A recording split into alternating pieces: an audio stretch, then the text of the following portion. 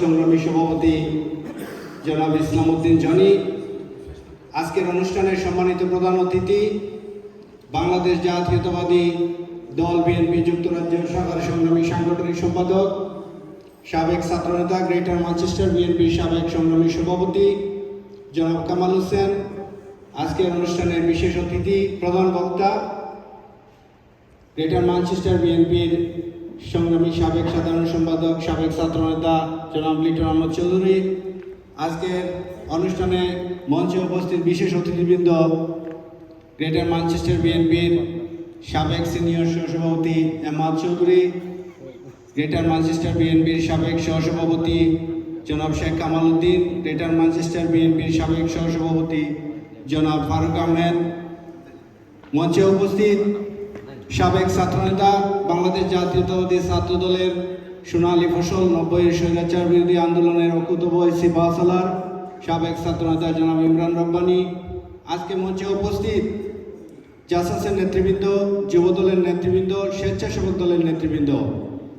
বক্তব্যের শুরুতে আমার ব্যক্তিগত পক্ষ থেকে এবং বাংলাদেশ জাতীয়তাবাদী যুবদল যুক্তরাজ্য শাখার পক্ষ থেকে এবং বাংলাদেশ জাতীয়তাবাদী দল বিএনপি গ্রেটার ম্যানচেস্টার শাখার পক্ষ থেকে আপনাদের সবাইকে জানাচ্ছি সংগ্রামী শুভেচ্ছা, অবিপ্লবী অভিনন্দন এবং আজকের এই অনুষ্ঠানে উপস্থিত হওয়ার জন্য আপনাদের সকলের প্রতি কৃতজ্ঞতা জানাচ্ছি এবং আজকের এই অনুষ্ঠান আয়োজনের জন্য বাংলাদেশ জাতীয়তাবাদী যুবদল গ্রেটার ম্যানচেস্টার শাখার কমিটিকে আন্তরিক ধন্যবাদ জানাচ্ছি।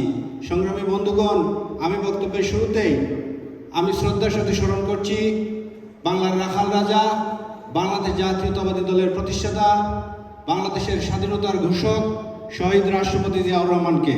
আমি শ্রদ্ধার সাথে স্মরণ করছি আজকের বাংলাদেশের প্রেক্ষাপটে যে দ্বিতীয় মুক্তিযুদ্ধে শহীদ হয়েছেন আজকের সকল শহীদ ভাইদেরকে, আবু সাইদ, মুগ্ধ সহ বাংলাদেশ জাতীয়তাবাদী ছাত্র দলের এই ছাত্র আন্দোলনে, বৈষম্য বিরোধী ছাত্র আন্দোলনে শুধু বাংলাদেশ জাতীয়তাবাদী ছাত্র দলের 60 জনেরও অধিক দায়িত্বপ্রাপ্ত নেতা নিহত হয়েছেন এবং শত শত ছাত্রদল নেতা আহত হয়েছেন। সুতরাং এই যে ছাত্র আন্দোলন ছিল, এটা শুধুই অরাজনৈতিক ছাত্রদের আন্দোলন ছিল না, এই আন্দোলনে শরিক হয়েছে সর্বস্তরের ছাত্র জনতা, যেখানে শরিক ছিল হাজার হাজার জাতীয়তাবাদী, লাখ লাখ জাতীয়তাবাদী ছাত্র দলের নেতৃবৃন্দ, লাখ লাখ জনতা এবং বাংলাদেশ জাতীয়তাবাদী দল আপনারা জানেন নীতিগতভাবে এই আন্দোলনকে সমর্থন করেছিল।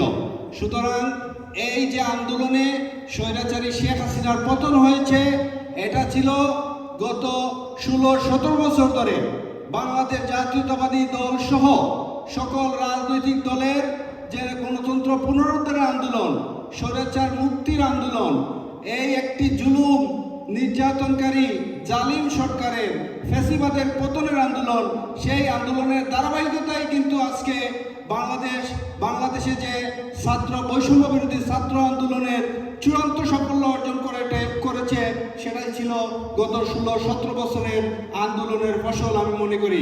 সংগ্রামী বন্ধুগণ, তারপরে ছাত্ররা যা করেছে আমি মনে করি বাংলাদেশ তথা পৃথিবীর ইতিহাসে একটি বিরল দৃষ্টান্ত স্থাপন করেছে। তারা এই ছাত্র আন্দোলনের সকল শহীদদের গভীর শ্রদ্ধার সাথে স্মরণ করছি এবং যারা আহত হয়ে অসুস্থ আছে তাদের সকলের পরিবারের প্রতি আমি গভীর সমবেদনা জ্ঞাপন করছি এবং তাদের সকলের চিকিৎসা দায়িত্ব নেওয়ার জন্য আজকের বাংলাদেশে বর্তমানে যে সরকার রয়েছে, যে অন্তর্বর্তীকালীন সরকার রয়েছে, তাদের প্রতি আমি আজকের এই সবার মাধ্যমে দাবি জানাচ্ছি এই সকল ছাত্রদের, সকল আহত ছাত্রদের চিকিৎসার সুব্যবস্থার দায়িত্ব নেওয়ার জন্য।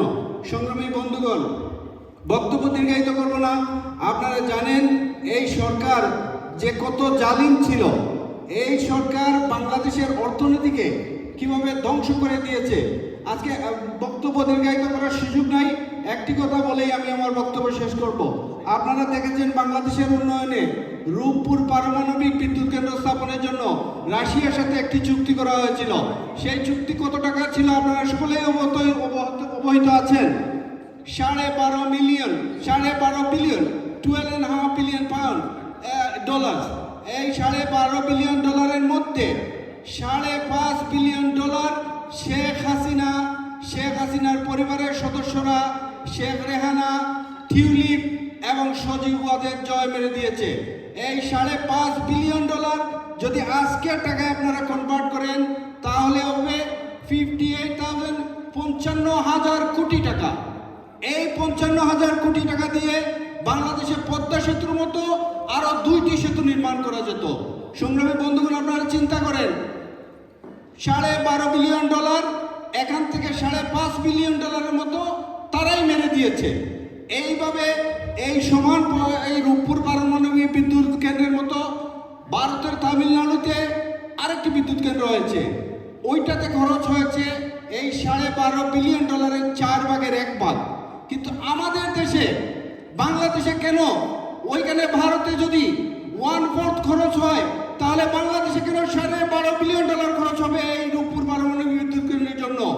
এই শেখ হাসিনাকে আজকে সকল বাংলাদেশের মানুষের, সকলের জন্য, রাজনৈতিক দলের সকল নেতৃবৃন্দের দাবি শেখ হাসিনাকে বাংলাদেশে এনে এই সব লুটপাট, খুন, গুম, নির্যাতন সহ সকল জুলুমের বিচার করতে হবে, এই সকল চুরির বিচার করতে হবে।